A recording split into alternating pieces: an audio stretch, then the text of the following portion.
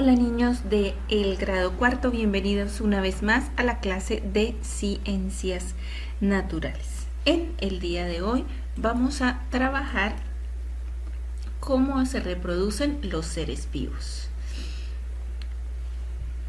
Muy bien, la función vital de reproducción es el proceso por el cual los seres vivos producen organismos similares llamados descendientes y gracias a él las células de los organismos se multiplican. La reproducción asexual sin papá ni mamá.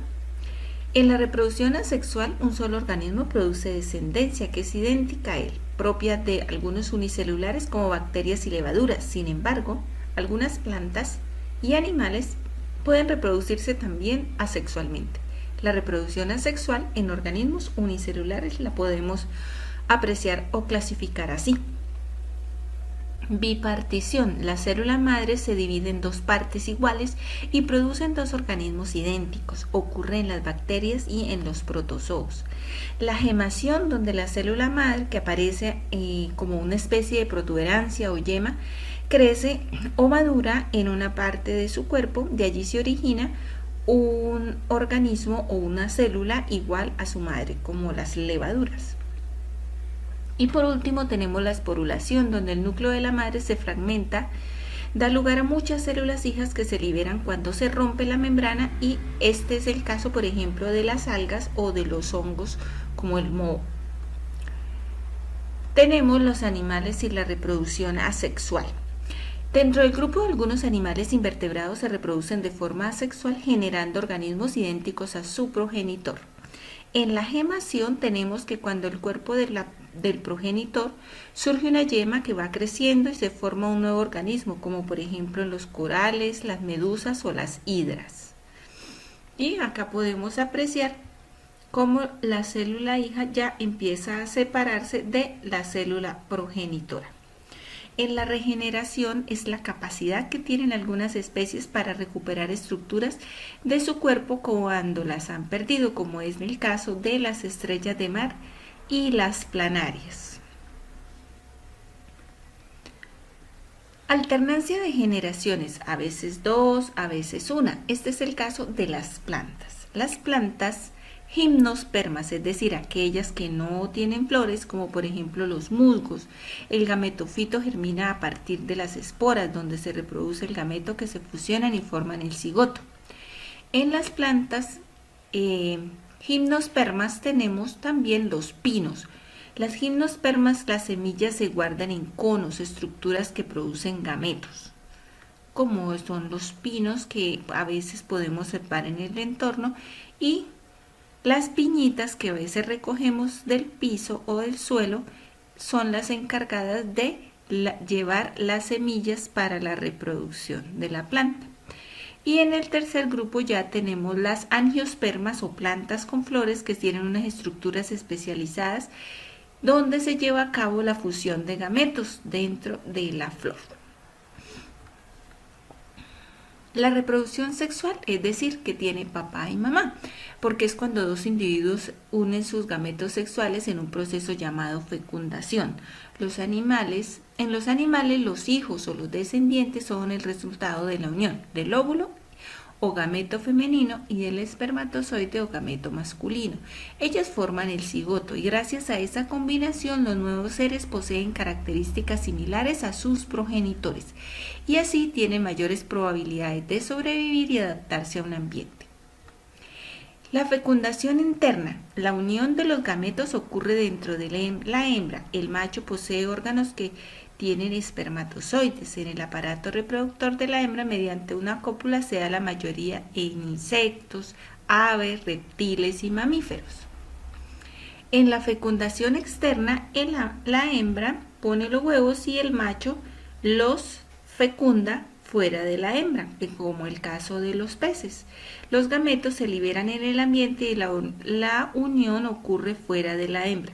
Por eso se clasifican como ovulíparos. Es el caso de peces, anfibios y algunos reptiles. Los invertebrados y la reproducción sexual. En la mayoría de los animales invertebrados se reproducen sexualmente, además de la producción de gametos, presentan comportamientos especiales de cortejo y cambian durante diferentes etapas de su vida, como por ejemplo vemos acá la mariposa, que tiene una transformación desde el huevo, oruga, pupa, crisálida. Entonces fíjese que todos los organismos tienen unas formas distintas de gestación o cambio durante su ciclo de vida, y la reproducción es parte de esta función. Tenemos los vertebrados y la reproducción sexual. Después de la fecundación se forma el cigoto, que crece por las divisiones de la célula y se produce un embrión, que según donde se desarrolle lo podemos clasificar como ovíparos, porque si se desarrolla dentro de huevos, como las aves, como algunos reptiles. Vivíparos cuando crece dentro del vientre de la madre, como los mamíferos, como las ballenas, como las vacas, los caballos. Ovovivíparos cuando crecen dentro de un huevo, pero este huevo se queda dentro del vientre del organismo hasta el momento del nacimiento, como es el caso de los tiburones, de los ornitorrincos. Desarrollo embrionario en mamíferos. Es el periodo de formación del cigoto y el nacimiento de un nuevo individuo. El tiempo de gestación varía según el animal. Por ejemplo, la yegua tiene un periodo de gestación de 11 meses. La cría o el potrillo se va formando. Dentro de los primeros 15 días el embrión se desplaza a la pared uterina y crece aproximadamente 4 centímetros cada día. Si bien no se aprecian cambios físicos en la yegua, podría notarse algo diferente en su comportamiento. Del día 16 hasta el día 120, el veterinario ya le hace ecografías y puede mirar de qué sexo es el feto, aproximadamente cuánto pesa, que puede estar entre 2.000 kilogramos, no tiene todavía pelos, pero sí cuenta con pezuñas, genitales formados, y empieza a notarse el cambio físico en la yegua, pues que ya tiene un comportamiento diferente y un apetito irregular. Desde el día 120 hasta el 240 el potro va creciendo, aumenta de peso, sus patas se desarrollan rápidamente en tan solo un mes y el potro multiplica ya su peso. Después se alarga el cuello y empieza a crecer la crin y la cola. Luego se acomoda para su nacimiento, es decir, para el momento del parto. Existen otros tipos de gestación, como son los monotremas.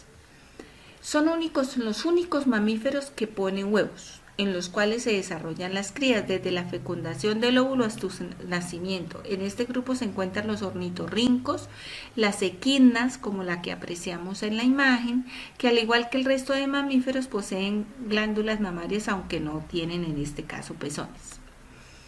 En el siguiente grupo tenemos los marsupiales. Los canguros y las zarigüeyas, la cría termina de desarrollarse en una bolsa externa llamada marsupio. Estos mamíferos reciben el nombre de marsupiales. Y como tercer grupo tenemos los placentarios. Son aquellos en los que el embrión se desarrolla en el útero de la madre, dentro de un órgano llamado placenta, y está envuelto por una bolsa llena de líquido amniótico. El tiempo de gestación también está relacionado de acuerdo al tamaño del animal. Entonces, por decir algo, como veíamos anteriormente, la yegua dura 11 meses, mientras que, por ejemplo, los gatos, los perros, los conejos, el tiempo de gestación es de menos tiempo. En nuestro cuaderno vamos a desarrollar la siguiente ficha. La primera parte tenemos ejemplos de reproducción en unicelulares con gemación, bipartición o esporulación. En el segundo punto tenemos la alternancia de generaciones en plantas, como son musgos, angiospermas o gimnospermas, es decir, pinos y plantas con flor. En el tercer punto relacionamos fecundación interna con fecundación externa con sus características. En el cuarto punto pegamos o dibujamos ejemplos de vivíparos, ovíparos y ovovivíparos. En el punto número 5 vamos a anotar y vamos a pegar o a dibujar ejemplos de monotremas, marsupiales y placentarios. Ese es el trabajo que vamos a desarrollar en el día de hoy. En el día de hoy también vamos a continuar el trabajo que venimos desarrollando en la parte de educación ambiental. Por eso los invito a que nos unamos con una pequeña campaña para la recolección de tapitas de plástico de cualquier tamaño. Puede ser desde la tapita que usamos en la crema de dientes, en la salsita de los cojines de salsa de tomate, hasta las que tiene el tarro de suavizante, los que tiene el tarro del champú, la tapita de la gaseosa, la tapita del frasco del aceite. Todas esas tapitas las podemos reciclar, las vamos a guardar y las vamos a recoger el 23 de abril para la conmemoración del Día de la Tierra. Estas tapitas las vamos a recolectar junto con los compañeritos del comité ambiental y luego de la pequeña tapatón serán entregadas en la Fundación Sanar de Niños con Cáncer en la ciudad de Bucaramanga. Como recomendaciones para el trabajo, no olviden la buena ortografía, enunciados y preguntas completas, en orden. Con gusto voy a estar, como siempre, de 7 a 12, atendiendo las inquietudes. Recuerden que las evidencias las vamos a agregar a la plataforma en modo y voy a estar pendiente a través del WhatsApp o en el encuentro sincrónico para aclarar inquietudes. Muchísimas gracias por su atención y compromiso en el trabajo del día de hoy.